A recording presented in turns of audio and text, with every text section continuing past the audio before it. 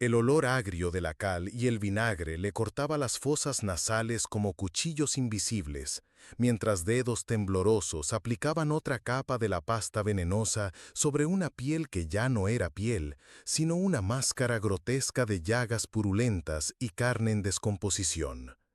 El espejo de plata pulida reflejaba no el rostro de la reina virgen, sino una calavera adornada con los restos de una belleza que antaño hizo arrodillarse a reyes y suspirar de pasión a poetas.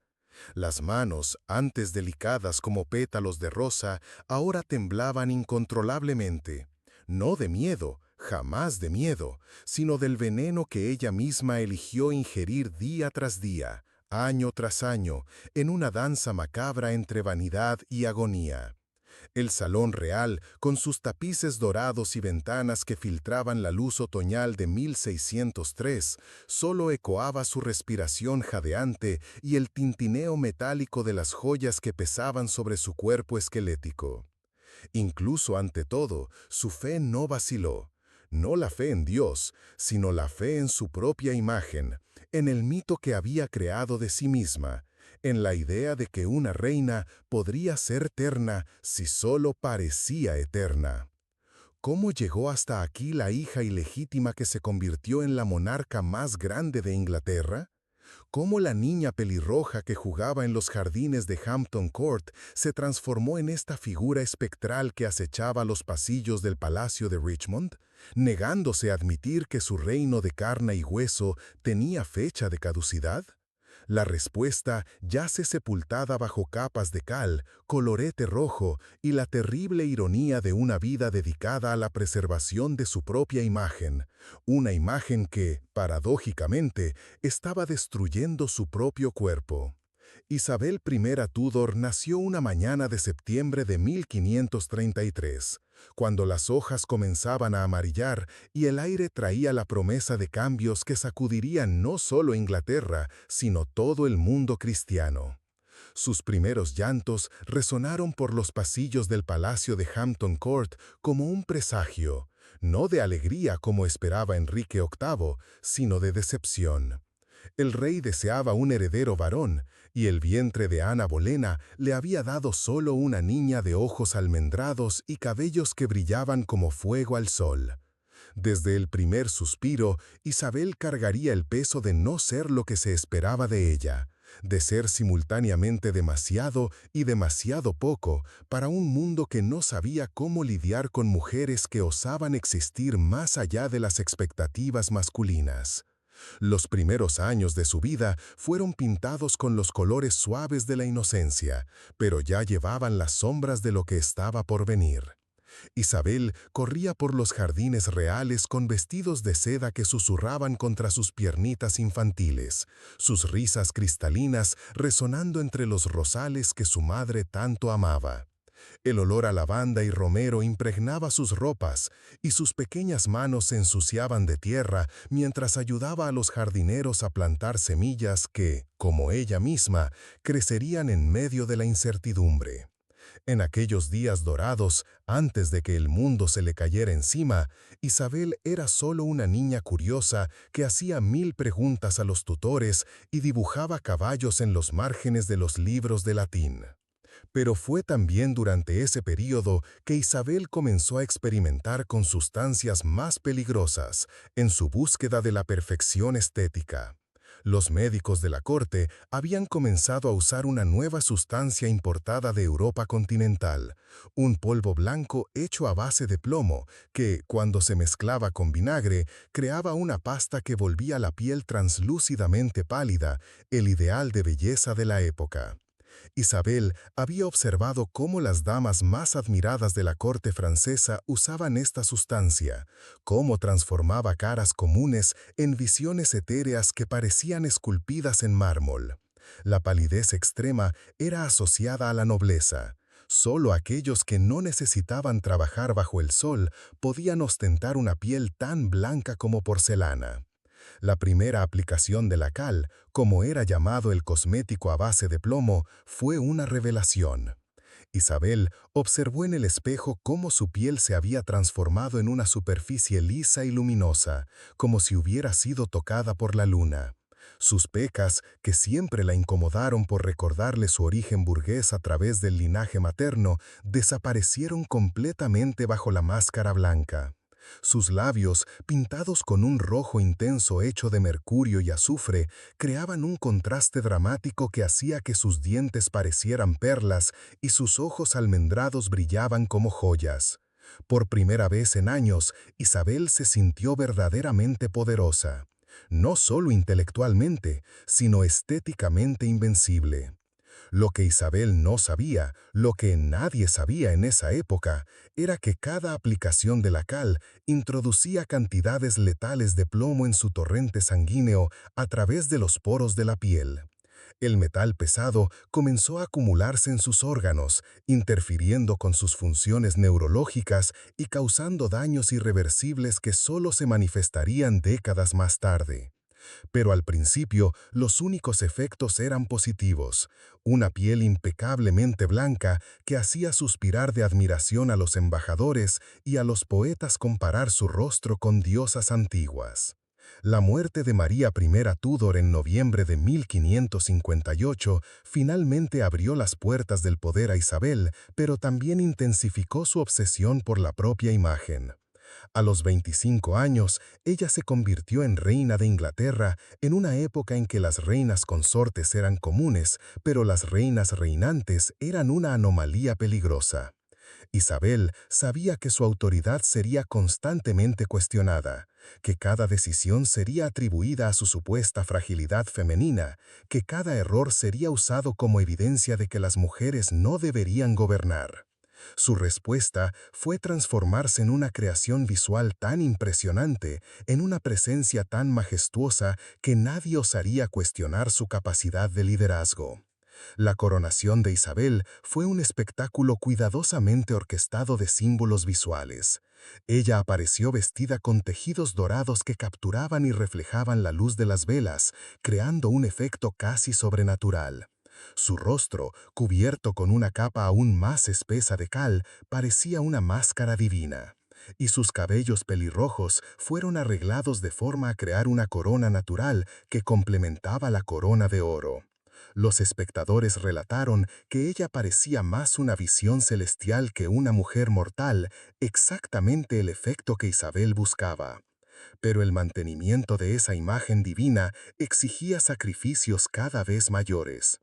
Isabel pasó a aplicar la cal diariamente, no solo para ocasiones especiales, y comenzó a usar cantidades cada vez mayores del producto para mantener la palidez perfecta.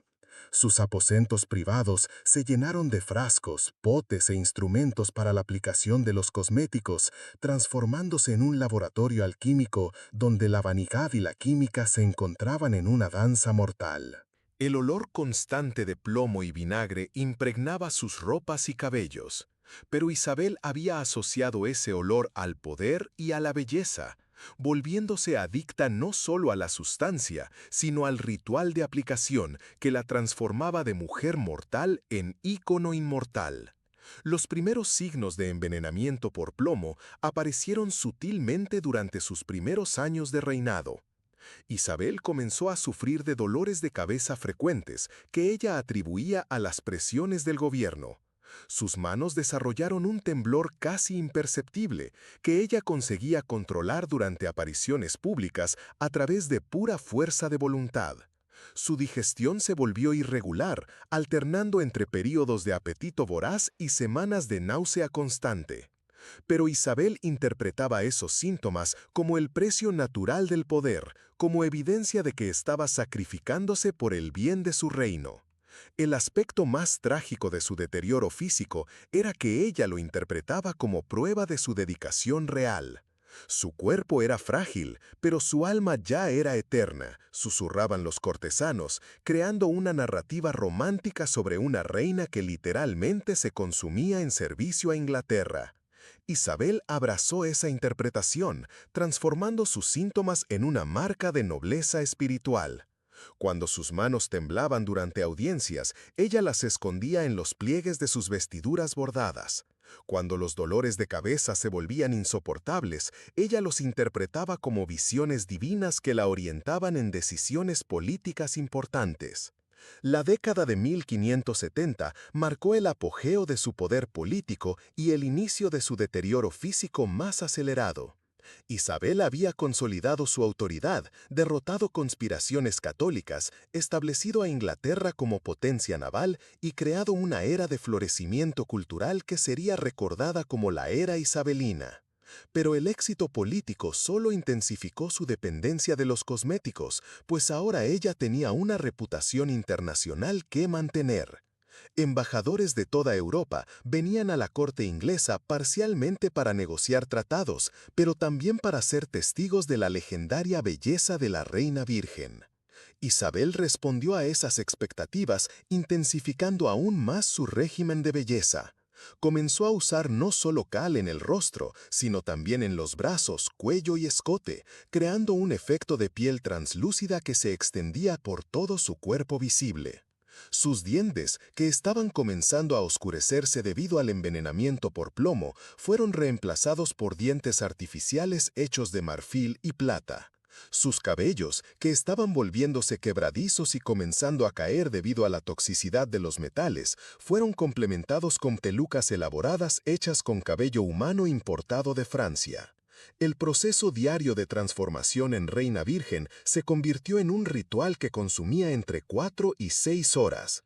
Isabel se despertaba antes del amanecer para tener tiempo suficiente para la aplicación de las capas de cal que necesitaban secarse completamente antes de que ella pudiera aplicar el colorete rojo en las mejillas y el col alrededor de los ojos. Sus damas de compañía trabajaban en silencio reverente, sabiendo que cualquier imperfección en la aplicación podría resultar en horas adicionales de trabajo o, en los días malos, en explosiones de furia real que hacían temblar las paredes del palacio. Durante la década de 1580, los efectos neurológicos del envenenamiento por plomo comenzaron a manifestarse de forma más pronunciada. Isabel desarrolló episodios de comportamiento errático que los cortesanos aprendieron a interpretar como excentricidad real. Podía pasar horas mirándose en el espejo, aplicando y reaplicando cosméticos mientras murmuraba para sí misma en lenguas antiguas.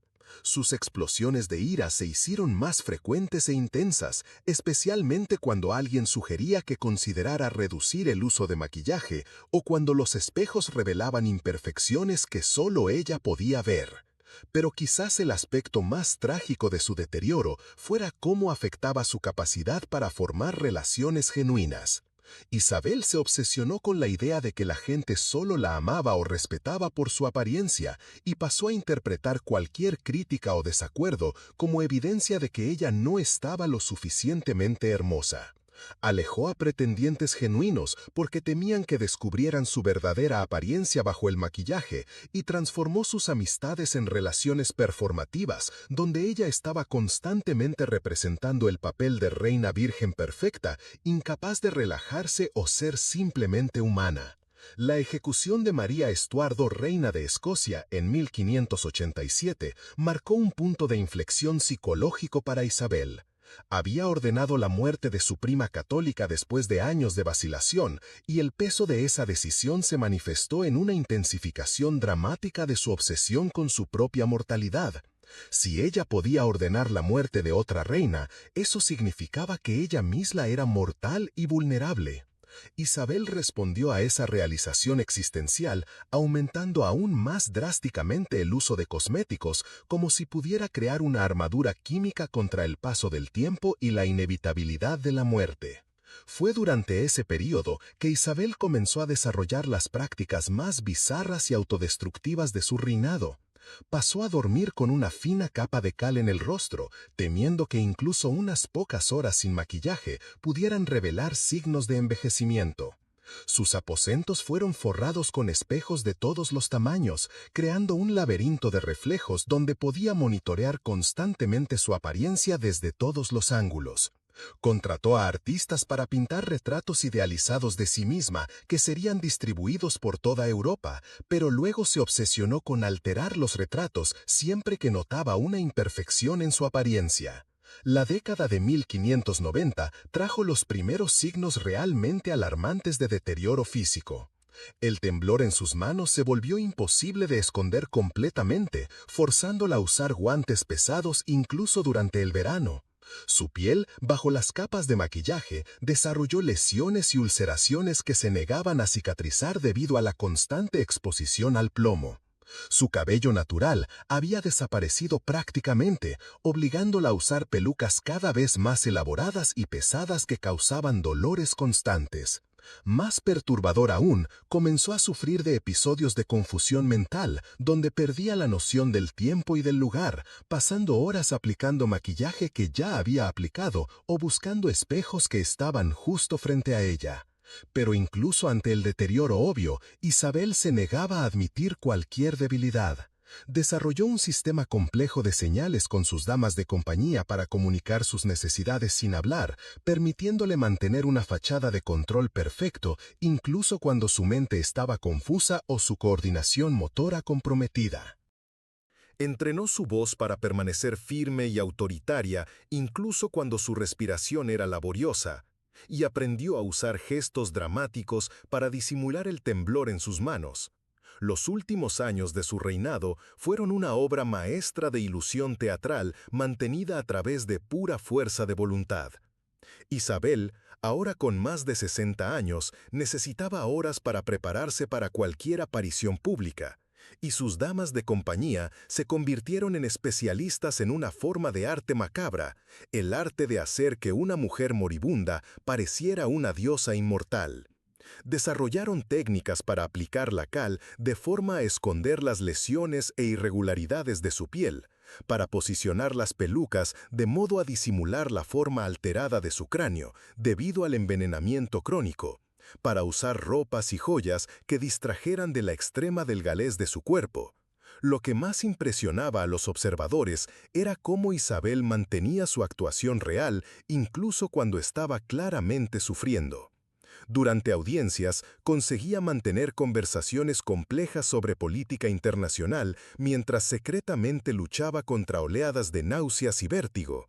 En banquetes, conseguía sonreír graciosamente y hacer brindis elocuentes mientras apenas conseguía tragar comida debido a las úlceras en su boca causadas por los cosméticos tóxicos. En ceremonias públicas conseguía permanecer de pie por horas, irradiando majestad y control, mientras sus pies hinchados sangraban dentro de los zapatos bordados. Aquello que el mundo intentó borrar se volvió eterno, no su belleza física, sino su determinación de mantener una fachada de perfección, incluso ante la destrucción física total. Isabel se había transformado en una obra de arte viva, en una actuación continua que duró 45 años, donde la distinción entre la persona y la persona se había disuelto completamente. Ya no era una mujer usando maquillaje, se había convertido en el maquillaje, una creación química y teatral que existía independientemente de la carne y hueso que la sostenía. El final llegó no como una capitulación dramática, sino como una disolución gradual de la ilusión que ella había mantenido por tanto tiempo.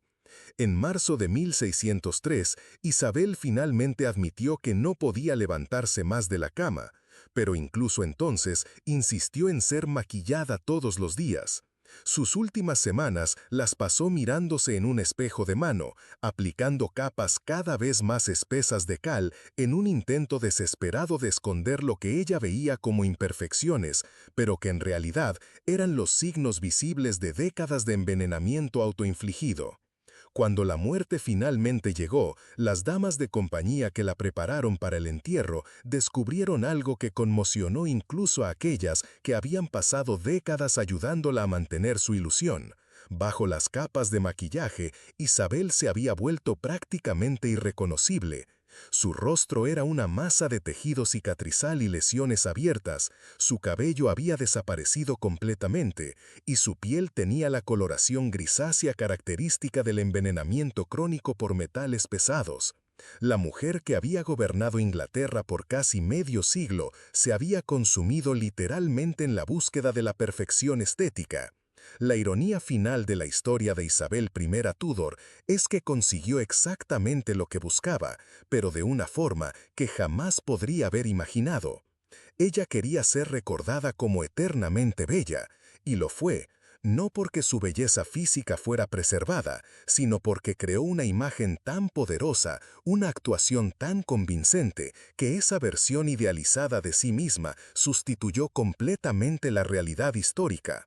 Los retratos que ella encargó, mostrándola como una diosa pálida y perfecta, se convirtieron en la versión oficial de su apariencia, y durante 400 años la gente creyó que Isabel realmente poseía la belleza sobrenatural que ella había creado a través de la química y la teatralidad. Ella quería ser inmortal, y lo consiguió, pero pagó el precio máximo de la inmortalidad, dejar de ser humana.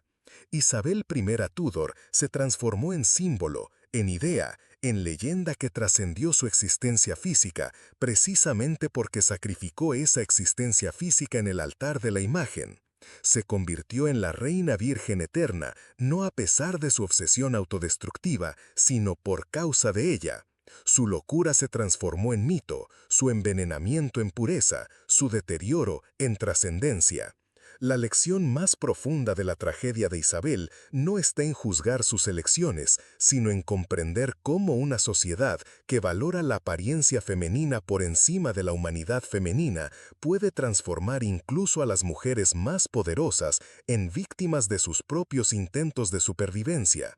Isabel I Tudor murió de belleza, no de la falta de ella, sino del exceso de ella, de la búsqueda obsesiva por un ideal estético que se reveló literalmente tóxico.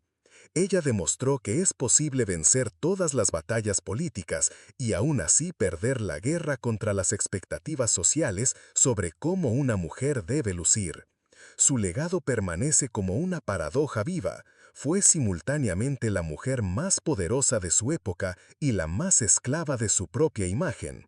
Creó una era de oro cultural y artístico mientras destruía sistemáticamente su propia obra de arte, ella misma. Gobernó con mano de hierro sobre un imperio en expansión mientras permitía que sustancias químicas gobernaran su cuerpo y su mente.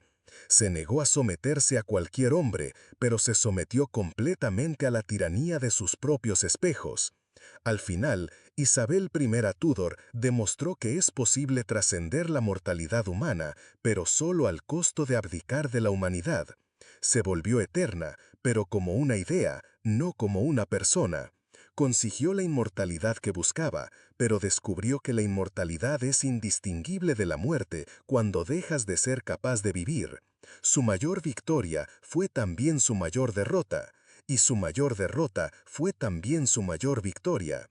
Permanece 400 años después como la Reina Virgen, virgen no solo de hombres, sino de humanidad, pura no de pecado, sino de vida, eterna no por haber vivido para siempre, sino por haber muerto tan completamente que se transformó en algo más allá de la vida y la muerte, un mito químico, una leyenda tóxica, una belleza venenosa que continúa fascinando porque representa el precio último de la perfección femenina en una sociedad que exige a las mujeres simultáneamente poderosas y abolixantes, autoritarias y atractivas, inmortales y femeninas.